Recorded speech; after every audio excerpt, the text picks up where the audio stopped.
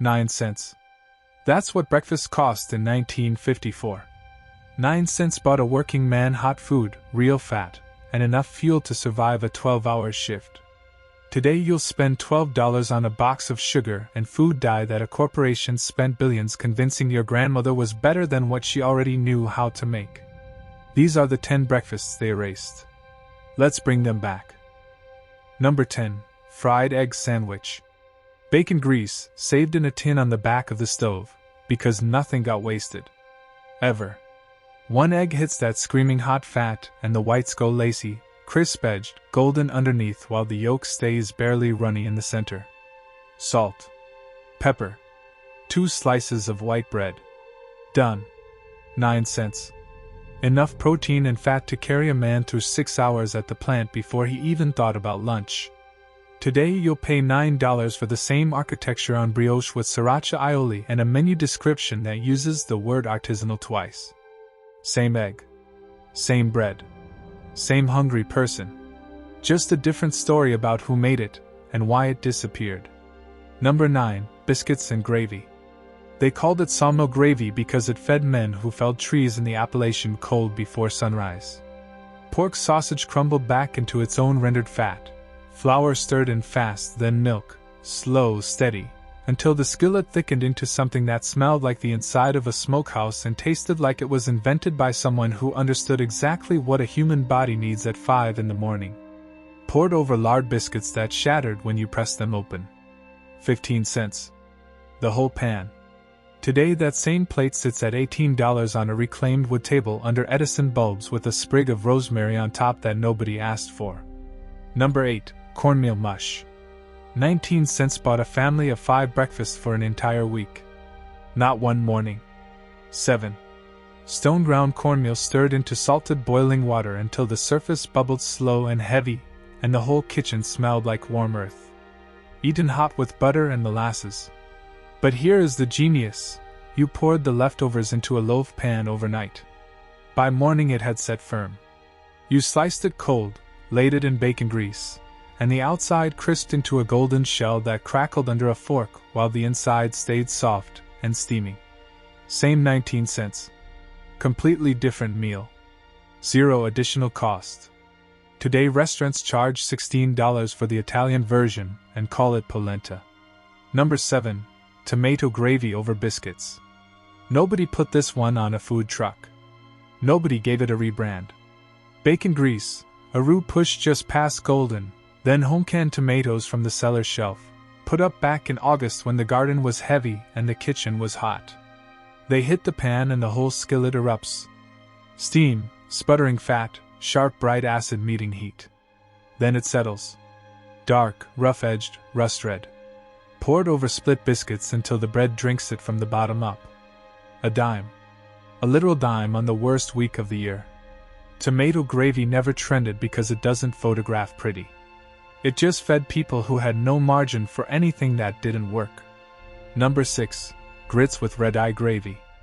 Pour cold black coffee into a skillet of screaming hot ham drippings and the sound it makes is violent. A hiss, a spit, a cloud of steam that smells simultaneously like breakfast and something ancient.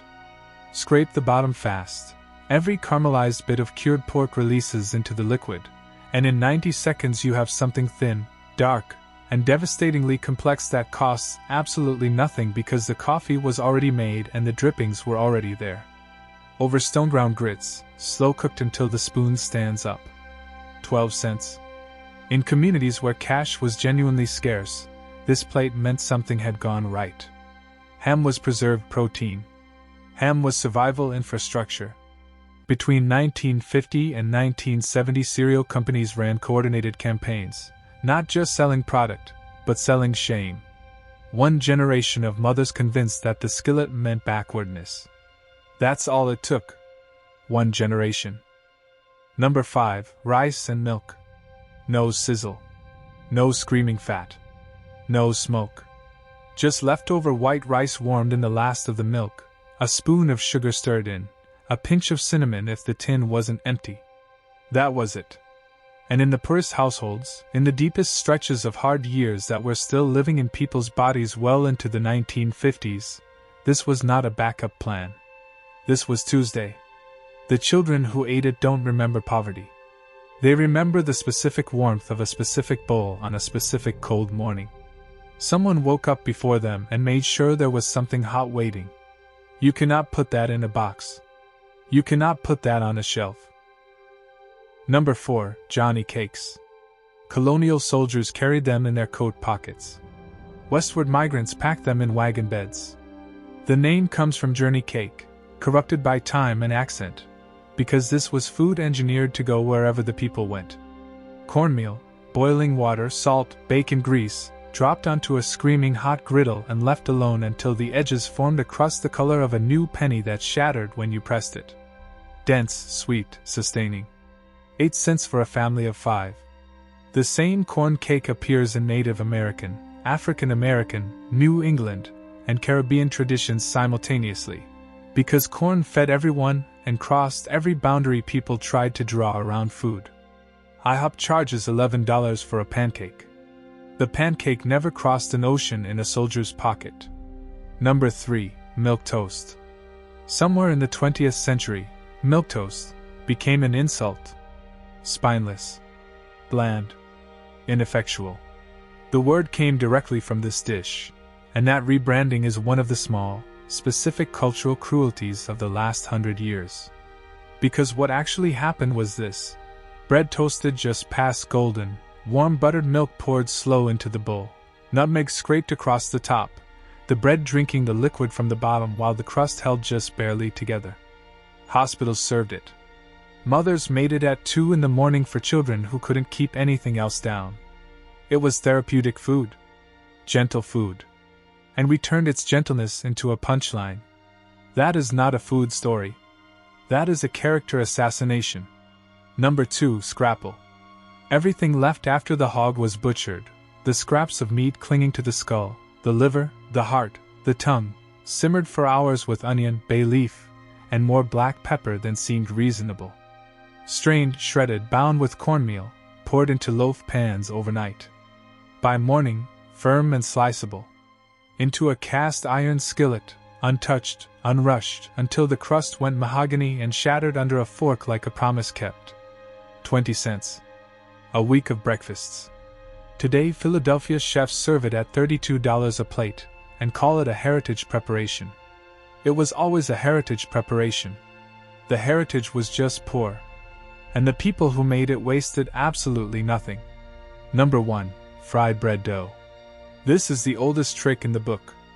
Flour, water, salt, a pinch of leavening, the same dough your grandmother made for dinner rolls, stretched thin and dropped into a skillet of hot fat where it puffed immediately, blistered golden on the bottom, inflated into something that crackled when you tore it open and steamed from the inside like it was alive.